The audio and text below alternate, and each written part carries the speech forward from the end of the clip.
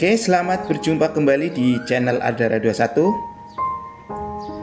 Sebelum kita berikan informasi, alangkah baiknya klik tombol subscribe, gambar lonceng agar terus bisa mengikuti perkembangan dari channel ini atau video-video terbaru, like, comment, and share.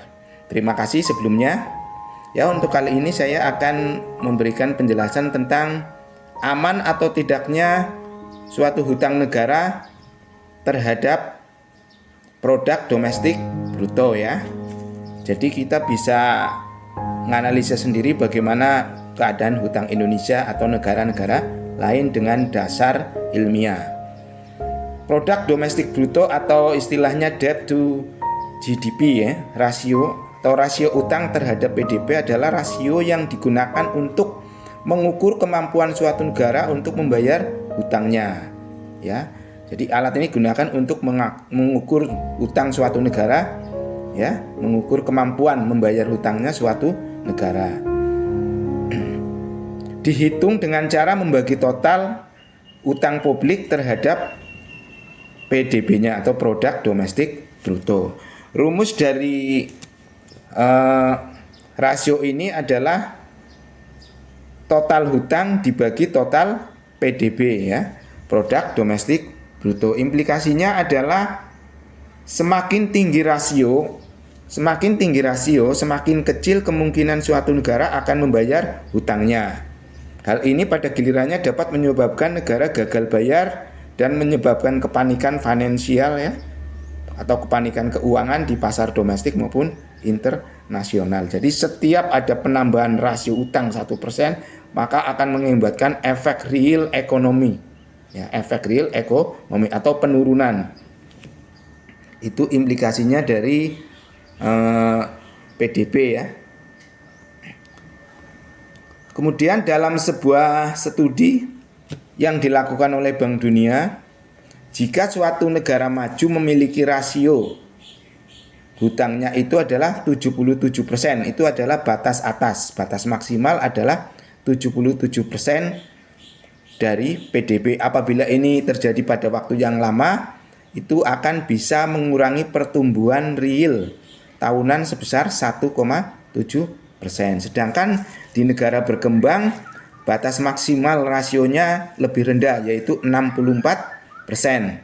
Artinya setiap tambahan 1% utang publik mengurangi pertumbuhan real tahunan sebesar 2%. Nah, kita lihat di Indonesia mempunyai rasio hutang menurut data di tahun 2021 sebesar 41,4% terhadap PDB.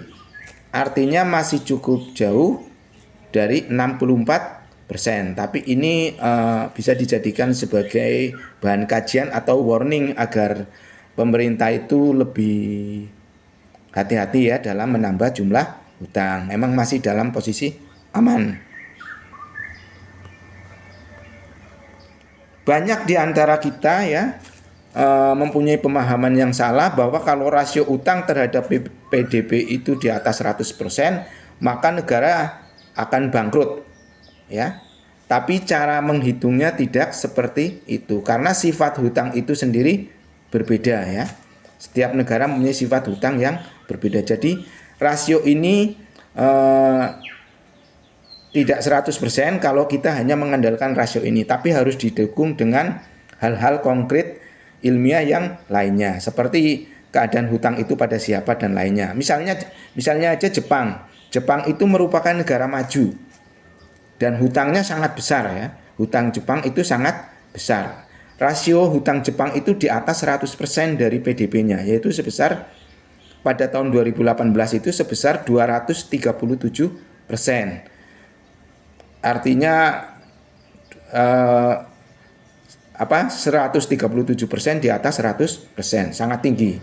Tapi Jepang merupakan negara maju. Kenapa Jepang mempunyai risiko kecil ya akibat misalnya besarnya rasio ini, kemudian Jepang gagal bayar? Karena faktanya, nah ini yang perlu diperhatikan. Jadi rasio itu tidak menjamin ya, tidak menjamin. Harus dilihat dengan keadaan negara, hutangnya ya, dan lain-lain. Ya, faktanya Jepang meskipun memiliki hutang yang besar, rasio yang tinggi, sebagian besar dikarenakan sebagian besar obligasi pemerintah. Obligasi pemerintah itu dikeluarkan oleh pemerintah, atau artinya surat tanda berhutang. Obligasi pemerintah Jepang banyak dipegang oleh warga negaranya sendiri. Dan biasanya obligasi itu bunganya rendah. Jadi di sini ya. Jadi kalau misalnya Anda hutang 1 juta, bunganya 5% dibandingkan dengan hutang 100.000 bunganya misalnya 30%. Tentu akan efeknya akan merusak yang 100.000 tapi bunganya misalnya tinggi ya. Nah, itu sangat berpengaruh. Jadi tadi saya tegaskan lagi, kita tidak bisa langsung menjudge atau mengambil kesimpulan bahwa yang rasio utangnya di atas 100% negara akan bangkrut, tidak semudah itu ya. Oke, berikut kita sajikan di sini. Anda bisa lihat daftar di negara-negara di seluruh dunia dengan rasio hutangnya terhadap PDB ya. Anda bisa mengambil analisa sendiri. Ini yang pertama ada Afghanistan. Di sini disajikan data ya 2017, 2018, 2019, 2020 dan 2021. Ini adalah angka-angka ini adalah rasio atau prosentase ya, prosentasenya terhadap PDB masing-masing negara. Bisa dilihat nih ya, bisa dilihat. Oke, Indonesia di mana ini? Nah, ini urutan abjad ya, urutan abjad C. Ada Denmark 2021 38,8%. Terus ada Prancis ya di 2021 melebihi 100%, yaitu 115,8%. Kemudian ada Jerman juga tinggi 72,5%.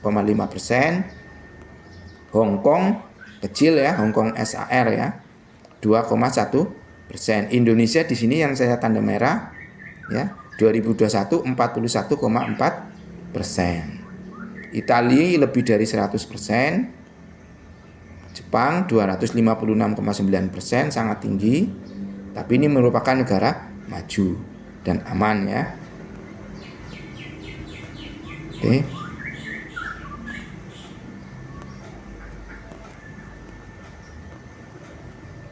Filipina 59,1% di 2021, Portugal di 2021 130,8%, Arab Saudi 29,7% di tahun 2021. Singapura juga tetangga kita sangat tinggi ya, negara maju juga. Di 2021 persentase rasio utangnya 137,9% dari PDB.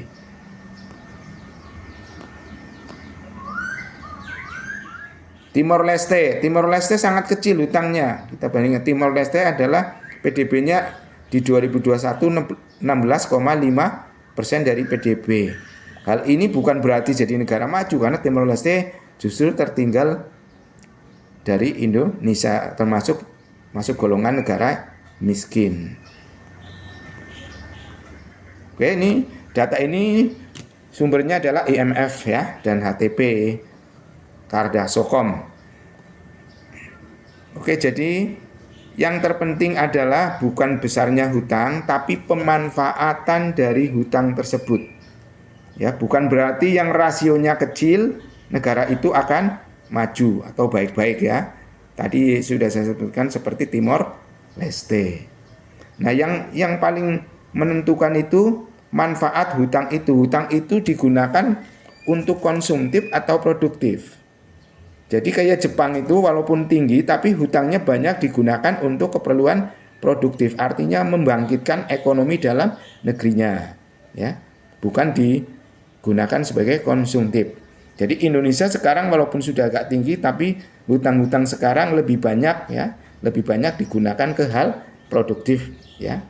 Di pemerintahan sekarang itu lebih cenderung ke hal-hal produktif, misalnya untuk peningkatan infrastruktur. Ya, peningkatan infrastruktur itu sangat penting karena suatu negara tidak bisa akan maju kalau infrastrukturnya tidak memadai. Ya, kalau di gunung tidak ada jalan, bagaimana orang mau memangkut hasil gunung ke kota? Tapi begitu dibikin jalan, maka ekonomi akan tumbuh. Terus subsidi yang tadinya konsumtif seperti BBM, ya itu dikurangi, petralit dikurangi. Nah, hasil pengurangan itu sekarang banyak digunakan untuk membangun SDM, misalnya banyaknya program kuliah gratis, ya itu tiap kabupaten itu di seluruh Indonesia itu ribuan. Jadi seperti itu ya. Jadi salah satunya hal produktif itu untuk meningkatkan SDM selain infrastruktur, kesehatan dan lain-lainnya. Oke, terima kasih telah menonton video ini. Jangan lupa subscribe, pencet tanda lonceng agar mengikuti video-video dari saya, dan like, share, and comment. Terima kasih.